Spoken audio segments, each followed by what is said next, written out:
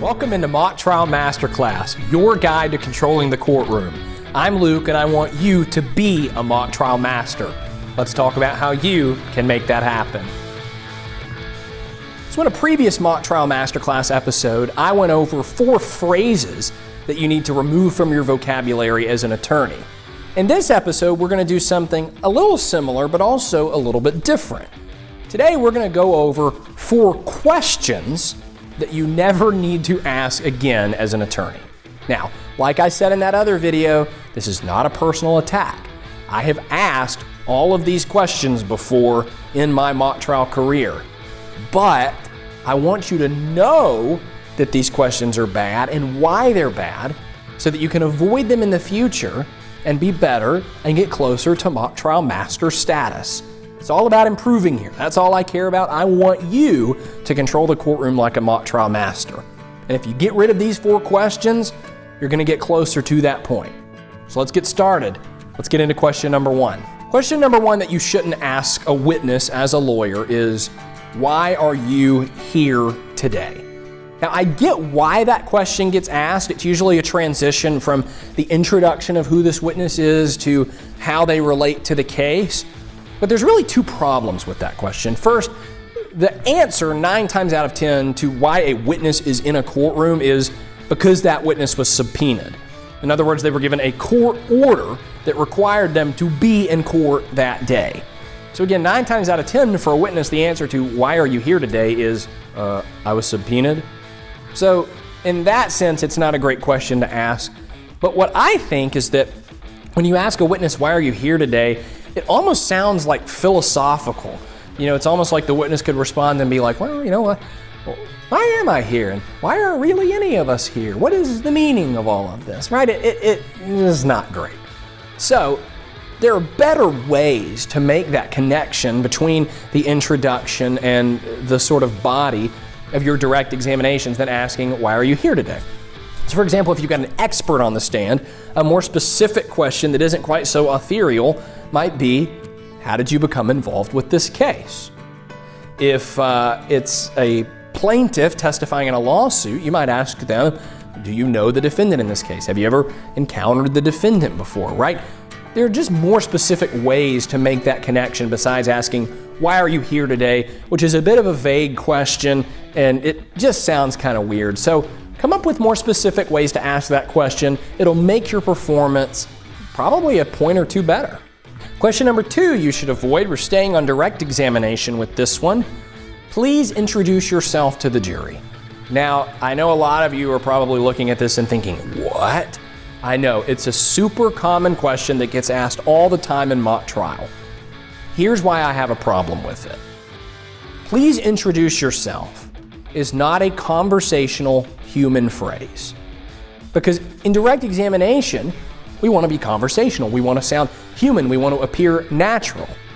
And my guess is that when you're at a party and you meet someone new, you don't walk up to them and put out your hand for a handshake and say, please introduce yourself to me. No, you're going to say, hey, what's your name, man? Or, hey, it's good to meet you. What's your name? Tell me about yourself. Please introduce yourself just is kind of robotic. It's kind of stiff. So what I like to do is start every single direct examination with the same question. Please tell us your name. It's conversational. It lets you get into the shoes of being the 13th juror and blend in more, relate more to the jury. And it's not quite so stiff as saying, please introduce yourself, which, by the way, that question also doesn't lend itself to an easy answer. Whereas if you were to ask more specific questions like, what do you do for a living? Where do you live? How old are you? There's a clear answer that is being hinted at by the question. But when you say, please introduce yourself, a witness doesn't really know what to do or where to go. So start all your directs by saying, please tell us your name. And I'm going to make you a promise. If you do that, your direct examinations, at least at the beginning, will start to feel more natural and more comfortable. Question number 3 you need to avoid. This one's on cross-examination. So is that a yes to my question? This is another one I hear all the time, and why I understand the purpose behind it and I get the intent, that intent oftentimes doesn't get met. Most of the times when I hear an attorney say, "Is that a yes to my question?" it comes across as really, really condescending. It's almost as if they're crossing the witness and the witness says something and it's, "So that's a yes to my question?" And it immediately makes the attorney unlikable and not relatable, and it makes it feel like they're attacking the witness. I agree that getting your yes is important as an attorney, but there are better ways to do it than saying, "So is that a yes to my question?" And here's the problem too with that. A lot of times when I hear that question get asked, it was a yes to the question. So take this example. I ask a witness, "Did you work on the week of March the 21st? Did you go to work that week?" And the witness says, "Monday and Tuesday." Now, we all gathered from that answer that they went to work on Monday or Tuesday, but they didn't say yes. And so attorney who's being condescending comes back and says, "Is that a yes to my question?" Well, of course it was a yes to your question. Everyone in the room knew it was a yes to your question. But just because they didn't say the word yes, you're going to now be condescending, even though not only did they answer your question, but they gave you more detail than you asked for.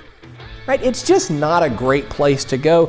There are better ways to do that, more polite ways to do that. If you're really concerned about tying a witness to a specific yes or no on the question, you can be more polite about it and say something like, "Mr. or Ms. Smith, I appreciate that response. I appreciate that explanation, but I am just going to need a yes or no. Did you or you did, whatever." And if the witness is being combative, if you do need to punch back a little bit harder and maybe not be quite so polite, that's fine. But I still think that, "So that's a yes to my question," is just really, really condescending most of the time. There are better ways to do it. Talk to your coach, try to work through that, and come up with better ways to get your witness to stick to a yes. That is important, getting your witness to stick to a yes, but you don't want to be condescending and come across as arrogant as a crossing attorney.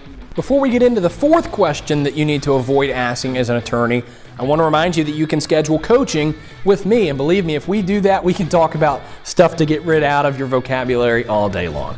No, but in all seriousness, I would be more than happy to spend time with you and a teammate, or you and your entire team working on whatever it is that you want to work on. I can listen to speeches and examinations and provide feedback. I can teach on an area of mock trial that you'd like to know more about, or we can just do a good old-fashioned Q&A. Whatever it is you have in mind, I would love to help you out with it. So if you want to schedule coaching with me, click the link in the description on YouTube or in the show notes on podcast platforms. All right, big number 4. The fourth question that you must avoid asking as an attorney is, does your bias affect your testimony? Here's how this usually looks. You've got a witness on the stand that is offering facts that helps someone who is their friend. And the cross-examination starts and the crosser goes up and then redirect happens and they say, "Now, you were asked questions about the fact that this person is your friend, right?" "Yes." "Did that in any way affect your testimony today, the fact that you are his friend?" "No, it did not." Well, that settles it, folks. No bias here. We asked the question and he said no, so we can just go on home. Right, you see how ridiculous of a question this is to ask, but yet for some reason it is so tempting. We want to ask this question because for whatever reason, when we're a lawyer, it feels like, well, this is going to settle it. This is going to set the score straight. But as you just saw in those examples we went through, it almost has the opposite effect, right? It almost suggests like, oh, maybe this person does have a bias. Maybe there is something to hide here. Maybe there is something to that argument. So the best thing to do, there's not really a replacement question for this. You just don't need to touch it. If your witness has a bias, they have a bias. They can admit to it and you can move on. When you draw extra attention to it by bringing in that extra question, it's no good. It doesn't do what you think it's going to do. Just stop, no further questions, move on. So again, if you've asked these questions before, which again, I've asked these questions before too, don't feel bad. I'm not coming down on you. This is not an attack. It's an encouragement. I want you to get rid of these questions so that you can start asking better ones, start getting closer to controlling the courtroom like a mock trial master, because that's what I want you to be able to do. I know you're capable of it.